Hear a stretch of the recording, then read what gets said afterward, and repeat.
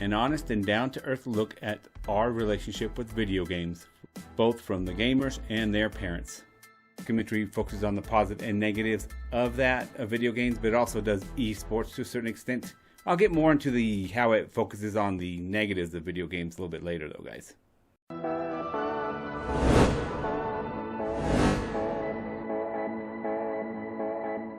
Okay guys, let's go ahead and get the negatives of this one. I did not mind it as much. I kind of found it interesting. In fact, I kind of enjoyed it because I am fluent in Spanish, more or less. So after about 10 minutes, I got the Spaniard accent and I understood and I could understand it pretty well. And so that makes it a little bit harder. There's going to be a lot of subtitles that you're reading in order to follow what's going on. Again, this wasn't a deal breaker for me, but it might be a deal breaker for you. Just an FYI, guys. An hour and 40 minutes? What's with these documentaries that are an hour and 40 minutes long? Like, come on, guys. Give me a break. I mean, honestly, after 45 minutes, I got the point. I felt like this documentary was for like grandma or someone who doesn't know anything about video games that has demonized them. And so they're trying to spend about maybe 10 minutes on the negatives of video games. And the rest of the time, they're showing how good it is to society as a whole. By listing examples of people who have benefited, disabled people, people who had no purpose, esports people who get into video games actually make money from it. And I think they're kind of like showing it's like very newbie for people who don't know about video games. I feel like it's more of a pro video game and not a non-biased look at video games in general. I know there's positive in video games. I know there's negatives, but I wanted you to be balanced on both. Actually, they even seem dismissive of the negatives when I think about it. So they were kind of like, negatives, not really, don't worry about it. Let's go into the positives. And let's have some blatant advertisements towards some video games in the documentary, how good they are.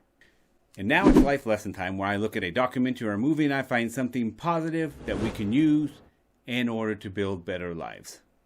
This one, I wonder what it's going to be. I know. The dangers of video game addiction. How do you know if you're addicted to video games? Here are 4 common signs. Keep in mind, not all 4 have to be involved, or there's actually even more. This is from WebMD. There's a whole list of them, but this is just 4 of them to give you an example. See if you need to get some help. Get into a program. Feeling bad when you can't play. Having problems at work, school, family, or friends issues because of your video game playing. Lying to people close to you about how much time you spend playing video games. You know, hiding it. That one's always a really good sign if I'm being active, if I'm wanting to hide what I'm doing from people. And the 4th one, I thought that was pretty interesting in this list, is continue playing video games despite all these issues. Again, this may not mean you have a problem, but it means if you have a bunch of those, or you're like, oh my gosh, I do have a problem with that, then maybe you need to look at it deeper. That's all. But hey guys, that's just my opinion. Take what you want and leave the rest. I'm just a guy. The positives of this one, let's look at those. This documentary clearly demonstrates all the positives of video gaming and how it can be a positive influence in our lives. And clearly, according to this documentary, there are many.